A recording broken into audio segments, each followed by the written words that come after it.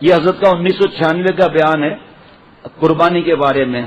اللہ تعالیٰ نے ہم کو دو قسم کی اطاعت اور اپنی بندگی اور آداب بندگی دو قسم کی سکھائی، اور دونوں قسمیں جو اللہ کا بندہ ایمان لانے کے بعد دونوں قسم کی بندگی بجا لائے گا، اس کی آداب بندگی کی برکت سے اللہ تعالیٰ کی طرف سے ہر وقت اس پر ہر لمحے حیات عطائے خواجگی ہوگی، یعنی اللہ تعالیٰ کی طرف سے اس پر رحمتوں کی بارش ہوگی۔ وہ بندگی کی ادائیں دو قسم کی ہیں۔ نمبر ایک، جو ہمیشہ اللہ کے حکم کو بجا لائے، جیسا کہ قربانی آنے والی ہے، اس وقت قربانی کا حکم ہے کہ جانور ذبح کیا جائے، جو صاحب ہو جس پر قربانی واجب ہو گئی وہ پتہ کر لے۔ یہاں پرانی قیمت لکھی ہوئی ہے 52.5 تولہ چاندی یا اس کی قیمت۔ سونے کی بات تو چھوڑیے، سونا تو آج کل خوب سونا بنا رہا ہے۔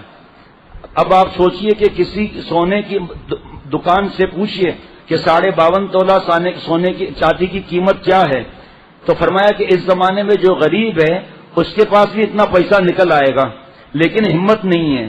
دوسروں سے جانوروں کا گوشت لے لینا اور قربانی نہ کرنا، یہ بہت سخت محرومی ہے۔ اکثر میں نے جھوپڑی والوں سے پوچھا کہ آپ کے پاس بینک میں کتنا پیسہ جمع ہے، تو انہوں نے کئی ہزار بتائے۔ اس وقت میں 10,000 بتائے۔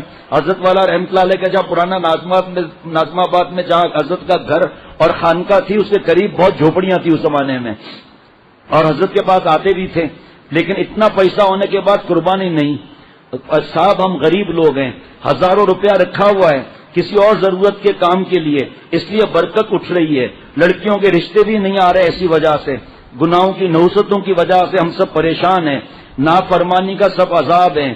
لڑکے ہیں تو ان کو لائق بہو نہیں ملتی، ہر طرف سے پورے دنیا پر اللہ تعالیٰ سے دوری کی لعنتیں برس رہی ہے ہمارے گناہوں کی وجہ سے۔ ایئرپورٹ پر بے پردہ لعنتیں، اسکول کالج یونیورسٹیوں میں لعنتیں، مارکیٹ میں لعنتیں، بس اسٹاپ پر لعنتیں، ریلوے اسٹیشن پر لعنتیں، جہاز میں لعنتیں، ریلوے میں لعنتیں، بسوں میں لعنتیں، ہر طرف اللہ تعالیٰ کی رحمتوں کا نافرمانیوں سے مقابلہ کیا جا رہا ہے۔ رمضان شریف میں حضرت شیخ الحدیث مولانا زکریا صاحب رحمۃ اللہ علیہ کتاب فضائل رمضان صبح و شام پڑھی جاتی ہے۔ آپ کو یاد ہوگا شب قدر کی رات میں حدیث پاک کے مفہوم میں حضرت شیخ رحمۃ اللہ علیہ نے فرمایا تھا، جو ہم نے پڑھ کر سنایا تھا، کہ بڑی راتیں اللہ کی رحمتوں کا نزول ہو رہا ہے اور یہاں گناہوں سے مقابلہ کر رہے ہیں، سود، رشوت، گھر کے اندر پردہ نہیں، ابا نہیں مانتے، اماں نہیں مانتی، کوئی بات نہیں، میں اور آپ تو پردہ کریں، ہم تو اکیلا کھانا کھائیں، یہ تو ہمارے اختیار میں ہے نا، ہم خود نفس کی غلامی کی وجہ سے بھابھی کے ساتھ کھانا کھا رہے ہیں، دیور تو بھابھی کے لیے موت ہے، تو لعنتیں برس رہی ہیں۔ رونا تو اس بات پر ہے کہ اللہ تعالیٰ نے دین کا لیول لگایا ہوا ہے اور عمل نہیں ہے ہمارا۔ کالی کو دیکھتے ہیں، گوری کو دیکھتے ہیں، کسی کو نہیں چھوڑتے۔ حضرت فرماتے تھے نہ کالی کو دیکھ نہ گوری کو دیکھ، اسے دیکھ جس نے انہیں رنگ بخشا۔ یہ قربانی کا زمانہ جو آ رہا ہے، یہ ادائے بندگی میں سے ایک جز ہے۔ اب بتائیے میں قربانی کے مسئلے بیان کر رہا ہوں کس انداز سے، جس طرح صاحب نصاب پر قربانی واجب ہے۔ اب دوسری بندگی،